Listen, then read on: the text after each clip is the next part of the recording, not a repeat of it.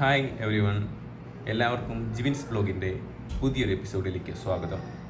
ഇന്ന് നിങ്ങളുടെ മുന്നിൽ ഇപ്പോൾ ഇരിക്കുന്നത് ആഫ്രിക്കൻ ലവേഴ്സുകളാണ്.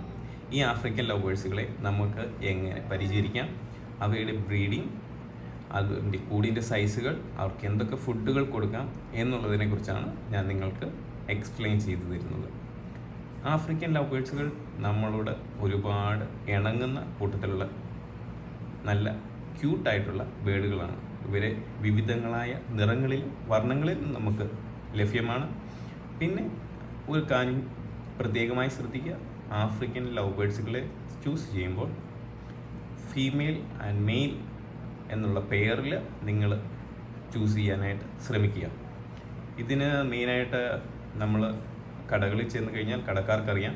അല്ലാന്നുണ്ടെങ്കിൽ മെയിലിന് സൈസ് കൂടുതലും ഫീമെയിലിന് സൈസ് കുറവുമായിരിക്കും. പിന്നെ ഇതിൻ്റെ കേജിൻ്റെ സൈസ് എന്ന് പറഞ്ഞാൽ 10x2 എന്ന അനുപാതത്തിലുള്ള കേജുകളായിരിക്കും നല്ലത്.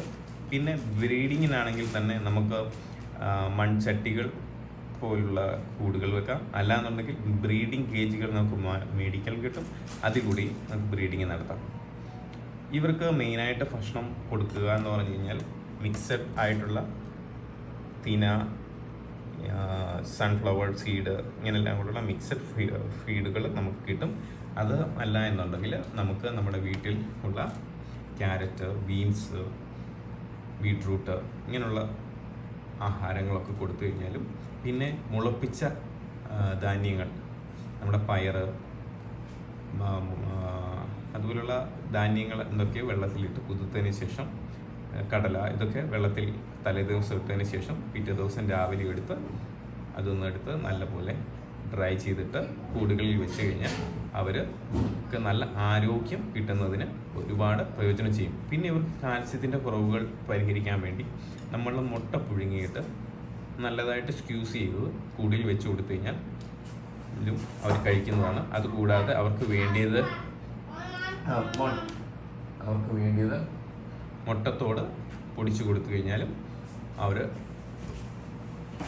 കാൽസ്യത്തിൻ്റെ കുറവ് നമുക്ക് പരിഹരിക്കാൻ സാധിക്കുന്നതാണ്. പിന്നെ ഇതിനെക്കുറിച്ച് പറയുകയാണെങ്കിൽ ഇതിൻ്റെ ബ്രീഡിങ് കാലം എന്ന് പറയുന്നത് നമ്മൾ അപ്രോക്സിമേറ്റ്ലി 10 months ശേഷം ചെയ്യുന്നതായിരിക്കും എപ്പോഴും പ്രിഫറബിൾ. 8 months ശേഷം ഇവർ അഡൽട്ട് ഒരു പോർഷനിലോട്ട് മാറും. അത് കഴിയുമ്പോഴത്തേക്ക് ഫീമെയിൽ ആൻഡ് മെയിൽ വേർഷനുകൾ നമുക്ക് ബ്രീഡ് ചെയ്യാനായിട്ട് സാധിക്കുന്നതാണ്. പിന്നെ കുഞ്ഞുങ്ങളെ ഒരു ബ്രീഡിങ്ങിന് ശേഷം അടുത്തൊരു ബ്രീഡിങ് ഒരു കുറച്ച് സമയം കൊടുത്തതിന് ശേഷം ചെയ്യുന്നതായിരിക്കും എപ്പോഴും ബെറ്റർ. പിന്നെ ഈ കൂടുകളിലാണെങ്കിൽ തന്നെ അവർക്ക് പറന്ന് നടക്കാനുള്ള സൗകര്യം എപ്പോഴും ചെയ്തു കൊടുക്കുക. ഇനി നിങ്ങൾക്ക് എന്തെങ്കിലും കൂടുതലായിട്ട് ഡൗട്ടുകൾ ഉണ്ടെങ്കിൽ ഈ വീഡിയോയുടെ താഴെയുള്ള കമൻറ്റ് ബോക്സിൽ കമൻറ്റ് ചെയ്യുക. പിന്നെ ഇതുവരെയായിട്ടും ആരും എൻ്റെ ചാനൽ സബ്സ്ക്രൈബ് ചെയ്തിട്ടില്ല എങ്കിൽ സബ്സ്ക്രൈബ് ചെയ്ത് ബെല്ലൈക്കൺ കൂടി എനേബിൾ ചെയ്യണമെന്ന് ഒരിക്കൽ കൂടി അഭ്യർത്ഥിക്കുന്നു. Thank you. ഇനിയും മറ്റൊരു നല്ല വീഡിയോയുമായിട്ട് ഇനി അടുത്തൊരു എപ്പിസോഡിൽ കാണാം.